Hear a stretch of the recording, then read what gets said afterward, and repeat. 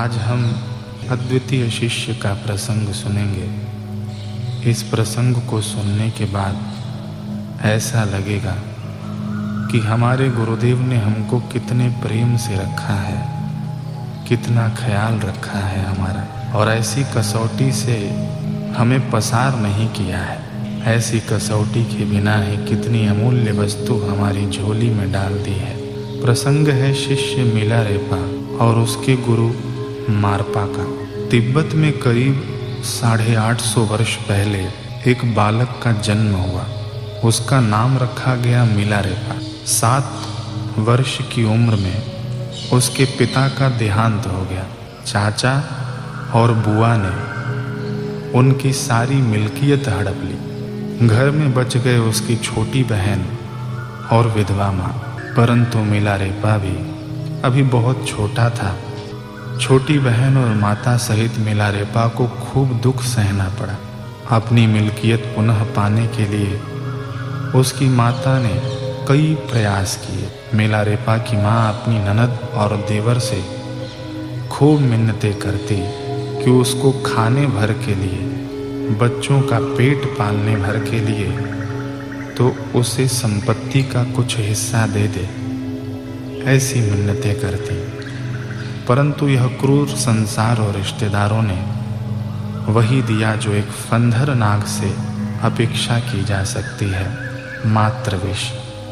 माँ गांव के लोगों के पास जाती, गांव के मुखिया सरपंच के पास जाती, अपने बच्चों की दुहाइयाँ देती, लेकिन उसकी सुनी न गई। उसकी संपत्ति वापस नहीं मिली। वह तिलमिला उठी। उसके मन से किसी भी तरह से इस बात का रंज नहीं जा रहा था। एक दिन की बात है, बालक मिलारेपा की उम्र करीब 15 वर्ष की हुई। वह गुनगुनाते हुए घर लौट रहा था, खेलकर। गाने की आवाज़ सुनकर उसकी माँ तमतमा उठी। एक हाथ में लाठी और दूसरे हाथ में राख लेकर बाहर दौड़ी हुई आई और मिलारेपा के मुंह पर राख फेंक दिया।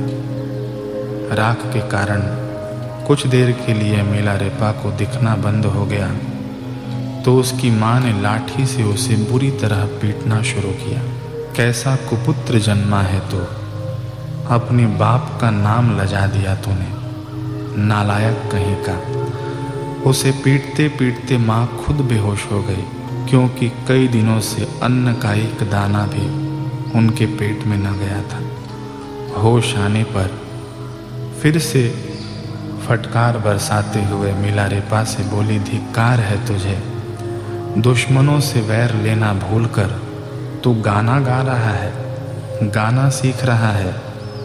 तेरे चाचा और बुआ ने सब कुछ तो छीन ही लिया है हमसे। तेरे बहन और तेरी माँ ने कितने दिनों से अन्न के दाने का मुंह तक नहीं देखा। न रहने को घर है, न खाने को अन्न है। नालायक, सीखना है तो ऐसा कुछ सीख जिससे उनका वंश ही खत्म हो जाए, तब मेरे कलेजे को ठंडक पहुंचेगी। कई बार ऐसा होता है कि बाहर का चोट इतना असर नहीं करता जितना भीतर का चोट असर कर देता है। माँ के हाथों के पकड़े डंडे ने मिलारेपा के तन को चोट किया, तो वहीं माँ की जिह्वा ने मिलारेपा के मन पर चोट किया। मिलारेपा ने घर छोड़ दिया। मैं यहाँ रहूँगा तो व्यर्थ का अपनी माँ पर बोझ बना रहूँगा। मैं ऐसा क्या करूँ? इस संसार में ऐसी कौन सी विद्या है जिससे मेरी माँ का प्रतिशोध पूरा हो, मेरे दुश्मनों का नाश हो जाए। मैं यहाँ रहूँगा तो व्यर्थ का अपनी माँ पर बोझ बना रहूँगा। मैं ऐसा क्या करूँ? इस संसार में ऐसी कौन सी विद्या है जिससे मेरी माँ का प्रतिशोध पूरा हो, मेरे दुश्मनों का नाश हो जाए। बहुत खोजबीन करने पर पता चला कि तंत्र विद्या में ऐसी शक्ति होती है कि उसका संपूर्ण कार्य सिद्ध हो जाएगा। मिलारेपा ने तंत्र विद्या सिखाने वाले गुरु को खोज निकाला। और पूरी निष्ठा एवं भाव से सेवा करके उनको प्रसन्न किया। उनसे दुश्मनों को खत्म करने और हिम वर्षा करने की विद्या सीख ली। इसका प्रयोग कर मिलारेपा ने अपने चाचा और बुआ की खेती को नष्ट कर दिया और बाल बच्चों और समस्त रिश्तेदारों को भी नष्ट कर डाला, उनकी हत्या कर दी। प्रतिशोध की आग कैसी होती है? एक कवि कहते हैं कि प्रतिशोध की आग क्या कुछ नहीं करवा देती। बदले की ये भावना रिश्तों को दरकिनार करवा देती। बिखर जाते मानवता के मूल्य प्रतिशोध की खातिर। महायुद्ध भी हो गए विश्व में अपनी शान की खातिर। द्रौपदी ने आन की खातिर दुर्योधन से बैर लिया। कुवचनों से कुपित दुर्योधन ने ठान लिया। भाइयों के बीच फिर युद्ध की ज्वाला भड़क गई।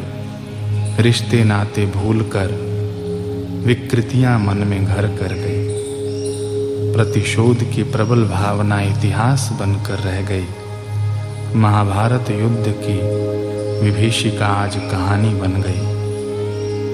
प्रतिशोध एक ऐसी आग है जो रिश्तों को भी दरकिनार कर देती है। चाचा और बुआ को उसने जिंदा रखा ताकि वे तड़प तड़प कर दुख भोगते हुए मरे। यह सब देखकर गांव के व आसपास के लोग अब मिलारेपा की विद्या का लोहा मान गए और मिलारेपा से भयभीत होकर रहने लगे। अब उसकी माँ बड़ी ही संतुष्ट थी कि मेरे पुत्र होने का कर्तव्य तूने निभा दिया। परंतु प्रतिशोध की भावना सद्विवेक बिसरा देती। मानव को तो ये दानव ही बना देती। स्वरचित जाल में इंसान ही फंस जाता। भविष्य में अपनी करनी पर हाथ मल कर रह जाता। समय बीता, मिलारेपा के हृदय की आग थोड़ी शांत हुई। अब उसे बदला लेने की वृत्ति पर पश्चाताप होने लगा कि हाय, मैंने कितना नरसंहार कर डाला है, कितना पाप कर डाला है मैंने। इस पाप से कैसे मुक्त होऊंगा? इन्हीं सब उलझनों में उलझा हुआ मिलारेपा को कई दिन बीत गए। ऐसे में उसकी एक लामा के साथ भेंट हुई, अर्थात साधु के साथ भेंट हुई। साधु ने सलाह दी कि अगर पापों से मुक्त होना है तो तू भगवान की शरण में जा। अहम त्वं सर्व पापेभ्यो, खुद भगवान ने कहा है। मिलारेपा कहता है कि भगवान कहाँ है? साधु ने बताया कि भगवान हर समय हर जगह हैं और इस पृथ्वी पर ही रहते हैं ब्रह्मवेत्ता संतों के रूप में। अपितु ब्रह्मज्ञानी संतों का आध्यात्मिक वैभव तो भगवान से भी अधिक होता है। अगर सचमुच में तुझे कुछ सीखना ही है तो योग विद्या सीख, ब्रह्म विद्या सीख। भारत से इस विद्या को हस्तगत करके मारपा नाम के एक संत हैं इस देश में, तू उनको खोज और उनकी शरण में जा, तब तो इन पापों से मुक्त होगा। योग विद्या जानने वाले गुरु के बारे में सुनते ही मिलारेपा का मन उनके दर्शन के लिए अधीर हो गया। मिलारेपा में लगन तो थी ही, साथ में दृढ़ता भी थी और तंत्र विद्या सीखकर उसने गुरु के प्रति निष्ठा भी साबित कर दी थी। एक बार हाथ में लिया हुआ काम पूरा करने में मिलारेपा दृढ़ निश्चयी था। उसमें भरपूर आत्मविश्वास था। वह तो सीधा चल पड़ा संत मारपा को मिलने के लिए। मन में यही विचार कर रहा था कि फूलों का एक शहर कोई मुझको तलाश दो, जी जाऊं जिंदगी जो बस इतनी सी आश दो। मेरी तपिश सहेगा कहाँ, गुच्छे हर सिगार, तपते हुए बदन को दहकता पलाश दो। हल्की सी है उम्मीद मिलेंगे वफा के फूल, उस शहर के पत्थर में गर मुझको तराश दो। थोड़ी सी गवाही का है बस मुंतज़िर ए सदगुरु, मेरा नाम अपने हाथों से बुत पर खराश दो। रास्ता पूछते पूछते निराश हुए बिना मिलारेपा आगे ही आगे बढ़ता गया। रास्ते में एक गांव के पास खेत में उसने किसी किसान को देखा। मिलारेपा को अपनी विद्या पर भी अभिमान तो था ही, क्योंकि वह तंत्र विद्या में पारंगत हो गया था और लोगों ने उसके अहंकार को भी पोषित किया था। उसी रोग से किसान से पूछ बैठा कि कोई यहाँ मारपा नाम के संत रहते हैं क्या?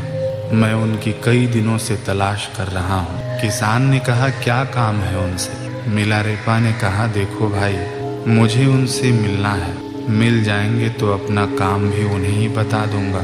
फिलहाल तो तुम अपने काम पर ध्यान दो और मुझे संत मारपा का पता बताओ। किसान ने कहा कि मुझे पता है कि मारपा कहाँ रहते हैं, पर तुम्हारा रोग देखकर अब मैं नहीं बताऊंगा, क्योंकि संतों के पास से वही लाभ ले पाते हैं जो निरहंकारी होते हैं। तुम वहाँ पहुँच भी गए तो क्या लाभ उठा पाओगे? इसलिए जहाँ से आए हो वहीं लौट जाओ। मैं उनका पता नहीं बताऊंगा। मिलारेपा क्रोधित हो गया। तुझे पता है कि मैं कौन हूँ? मैं तुझे यहीं खड़े खड़े मृत्यु की गाल में उतार सकता हूँ। मेरे पास ऐसी शक्तियाँ हैं, इसलिए लोग मुझसे बहुत आदर से पेश आते हैं और तू मेरी बातों की अवहेलना कर रहा है। किसान ने कहा कि तुम्हारी शक्तियाँ किसी का नुकसान अवश्य कर सकती हैं, परंतु किसी का उत्थान नहीं कर सकती। उन्नत होने के लिए, संवरने के लिए तो मारपा जैसे संतों की शरण में ही जाना पड़ता है, और शायद तुम भी इसीलिए उनको खोज रहे हो। तो तुम अपनी शक्तियों का धौंस मुझे क्यों दे रहे हो? अगर तुम्हारी शक्तियाँ ही सर्वोपरि हैं तो फिर मारपा को क्यों खोज रहे हो? मिलारेपा किसान की बातें सुनकर कुछ देर के लिए विचाराधीन हो गया। अब नम्रता को लपेटे हुए शब्दों में मिलारेपा ने किसान से कहा, भाई, तुम सही कह रहे हो। मेरी विद्या तो किसी का बिगाड़ जरूर कर सकती है, परंतु उन्नत नहीं कर सकती। इसलिए तो मैं संत मारपा को खोज रहा हूँ, ताकि उनसे सर्वोपरि विद्या, योग विद्या, ब्रह्म विद्या की प्राप्ति कर सकूं। भाई किसान महोदय, मेरी बातों का बुरा लगा हो तो मुझे क्षमा करना। मैं हाथ जोड़ता हूँ, अब मुझे संत मारपा का पता बता दो। किसान ने कहा कि मात्र हाथ जोड़ने से कुछ नहीं होता, और क्या पता तुम में सच्ची तड़प है भी कि नहीं उनसे मिलने के लिए। पहले तुम सिद्ध करो कि सच में तुम्हें मारपा की शरण में जाना है, वो भी अहंकार शून्य होकर। मिलारेपा ने कहा, बताओ मुझे क्या करना होगा। किसान ने कहा कि मेरी खेती का काम करो, तभी मैं तुम्हें मारपा तक पहुंचाऊंगा। मिलारेपा उत्साह से सहमत हो गया। कुछ महीनों किसान के पास रहकर मिलारेपा ने गुरु की प्राप्ति के लिए खेती का कार्य किया। जब खेती का कार्य कुछ महीनों बाद पूर्ण हुआ, तब मिलारेपा ने एक दिन किसान से पुनः प्रार्थना की कि अब तो संत मारपा से मिला दो, उनका पता बता दो। मिलारेपा की लगन और तड़प देखकर किसान ने मुस्कुराते हुए कहा कि मैं ही मारपा हूँ। जैसे ही मिलारेपा ने यह सुना, वह तुरंत ही दंडवत लेट गया मारपा के चरणों में। मिलारेपा ने गुरुदेव को भावपूर्वक प्रणाम किया और अपनी आप बीती कह सुनाई। उसने स्वयं के द्वारा हुए मानव संहार की बात भी कही। तंत्र विद्या द्वारा उन्हें मैंने मार दिया। बदले की भावना से किए हुए पाप के बारे में बताकर मिलारेपा खूब पश्चाताप करने लगा और प्रार्थना करने लगा कि हे गुरुदेव, अब आप ही मुझे इस पाप के बोझ से मुक्त कर सकते हैं। हे करुणावत्सल स्वामी, मैं आपकी शरण में आया हूँ। आप जैसे महापुरुष ही तो ईश्वर के सच्चे प्रतिनिधि होते हैं, और ऐसे महापुरुषों में ही सामर्थ्य होता है कि वे शरणागत के समस्त कर्मों को भस्मीभूत कर दें। मिलारेपा की निखालिस स्वीकारोक्ति से गुरु का मन प्रसन्न हुआ, लेकिन उन्होंने अपनी प्रसन्नता को गुप्त ही रखा।